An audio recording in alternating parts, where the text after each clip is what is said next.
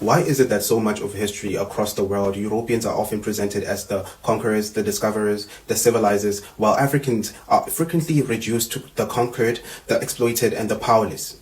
Part of that answer lies in something that I once read, written by George Orwell. The most effective way to destroy people is to deny and obliterate their own understanding of their history. History is not merely about the past. It is psychological infrastructure, and it shapes how people see themselves, what they believe they are capable of becoming, and what they are willing to tolerate. A people constantly taught that they are weak, primitive, and perpetually conquered may eventually internalize inferiority as a historical and psychological fact. At the same time, those presented as perpetual victors begin to appear naturally superior, destined to dominate other nations. This is why control over history has always been a form of power.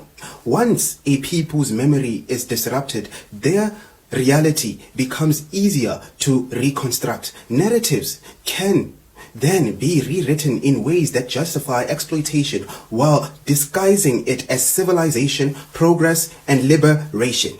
The tragedy is not simply that Africa was colonized materially, but that African consciousness itself became colonized psychologically. Many African children grow up learning far more about European empires, monarchs, and wars than about the intellectual traditions, kingdoms, resistance movements, scientific achievements, and systems of governance that existed across the African continent long before colonial occupation. That does not mean Africa was a utopia before colonialism. African societies, like all human societies, had conflict, conquest, internal power struggles, and imperfections. However, colonial narratives often flattened African history into a singular story of backwardness awaiting European intervention. And perhaps this psychological conquest was more powerful than military conquest itself.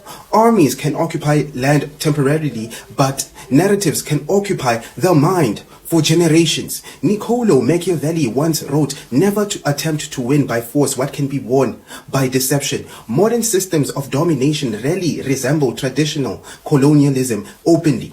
Political flags changed and independence movements emerged, and African nations gained formal sovereignty. Yet many critics argue that economic dependency, foreign influence, resource extraction, debt systems, and political interference continued in more sophisticated forms. Hence the quote I just mentioned. Colonialism evolved. It did not simply disappear.